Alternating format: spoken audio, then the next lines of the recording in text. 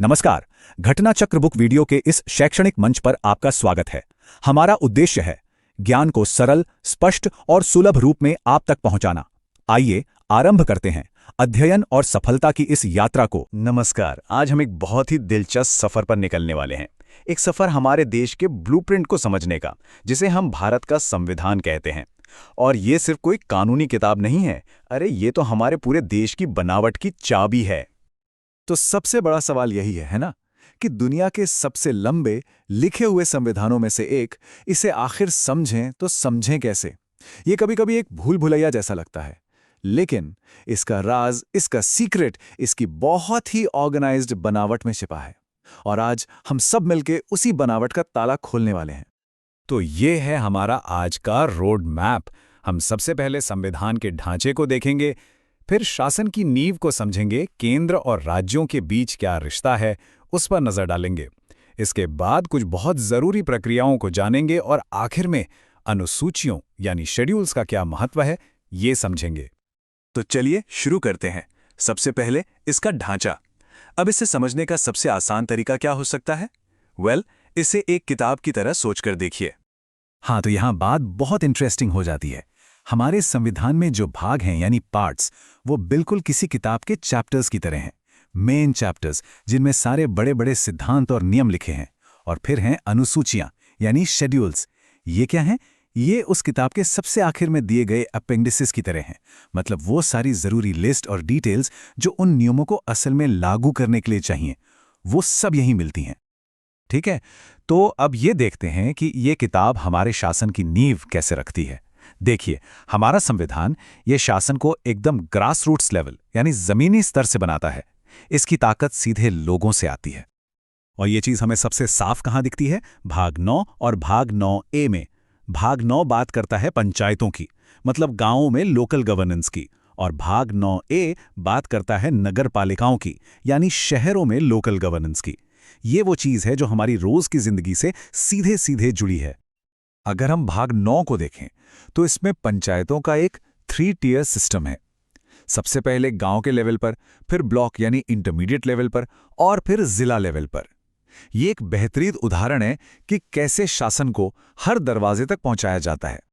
तो local level से अब थोड़ा ऊपर उठते हैं और देखते हैं कि संविधान उस बड़ी पहेली को कैसे सुलझाता है। मेरा मतलब है केंद्र और राज्यों के बीच के रिश्ते। ये हमारे देश के फेडरल स्ट्रक्चर का यानी संघीय ढांचे का असली ब्लूप्रिंट है। इसमें 2 पार्ट्स बहुत ही अहम है। एक है भाग 11 जो ये बताता है कि केंद्र और राज्यों के बीच ताकत का बंटवारा कैसे होगा, और दूसरा है भाग 13 जो ये पक्का करता है कि पूरे देश में बिजनेस और ट्रेड बिना किसी रोक टोक के चल सके। जाहिर है, एक मजबूत इकोनॉमी के लिए ये बहुत जरूरी है। अच्छा, अब आते हैं उन नियमों पर, उन प्रोसीजर्स पर जिनसे देश असल में चलता है, जिनसे ये समय के साथ बदलता है और मुश्किलों का सामना भी करता है। सच कहूं तो संविधान के यही हिस्से इसे सिर्फ एक किताब नहीं, बल्कि एक जिंदा, सांस लेता हुआ डॉक्यूमेंट बनाते हैं। जैसे कि भाग 17, ये किससे जुड़ा है? राजभाषा यानी ऑफिशियल लैंग्वेज से। यही वो हिस्सा है जो तय करता है कि केंद्र सरकार के कामकाज में कौन सी भाषा इस्तेमाल होगी। अब सोचिए, हमारे देश में इतनी भाषाएं हैं, तो सबको एक साथ लाने के लिए ये कितना जरूरी है। इसके बाद आता है भाग 18। ये शायद संविधान के सबसे सीरियस हिस्सों में से एक है। क्यों? क्योंकि इसमें इमरजेंसी प्रोविजंस हैं। मतलब जब देश पर कोई बहुत बड़ा संकट आ जाए तो सरकार कैसे काम करेगी, पूरा देश कैसे चलेगा, ये सब यहीं बताया गया है। और फिर भाग 20, ये हिस्सा तो बहुत ही फैसिनेटिंग है। जानते हैं क्यों? क्योंकि ये खुद संविधान को बदलने का तरीका बताता है। Constitutional amendment. ये चीज हमें साफ साफ दिखाती है कि हमारा संविधान कोई पत्थर की लकीर नहीं है, बल्कि ये समाज की जरूरतों के हिसाब से समय के साथ बदल सकता है, इवॉल्व हो सकता है। चलिए, तो अब वापस चलते हैं अपनी किताब के अपेंडिसेस पर, यानी कि अनुसूचियों पर। याद है ना, ये वही जगह है जहां वो सारी जरूरी लिस्ट और टेबल्स हैं जो संविधान को सिर्फ कागज पर लिखे शब्दों से निकालकर असल जिंदगी में लागू करने लायक बनाती हैं। तो इसको ना एक प्रैक्टिकल उदाहरण से समझते हैं। मान लीजिए भारत में एक नया राज्य बनाना है, तो कॉन्स्टिट्यूशनली यानी संवैधानिक तौर पे असल में करना क्या पड़ेगा? इसका जवाब शायद थोड़ा चौंकाने वाला लगे, लेकिन है बहुत सीधा।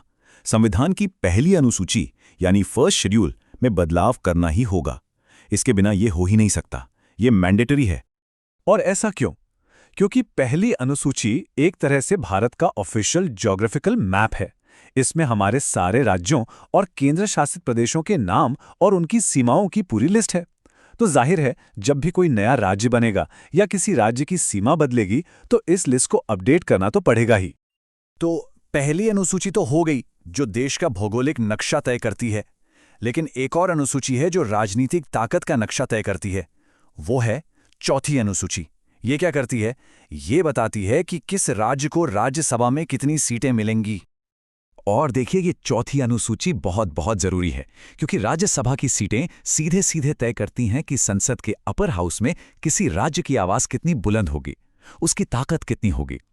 सीटों की संख्या का मतलब है कि नेशनल लेवल पर उस राज्य का कितना वजन है। तो आखिर में एक सवाल पर आकर रुकते हैं। संविधान का ये पूरा स्ट्रक्चर, इसके भाग, इसकी अनुसूचियां, लोकल गवर्नमेंट से लेकर इमरजेंसी तक के नियम, ये सब मिलकर भारत को एक देश के तौर पर कैसे डिफाइन करता है? शायद इसका जवाब ये है कि ये सिर्फ नियमों की एक किताब नहीं है। ये हमारे देश की आत्मा का, हमारे राष्ट्र की सोच का एक आईना है।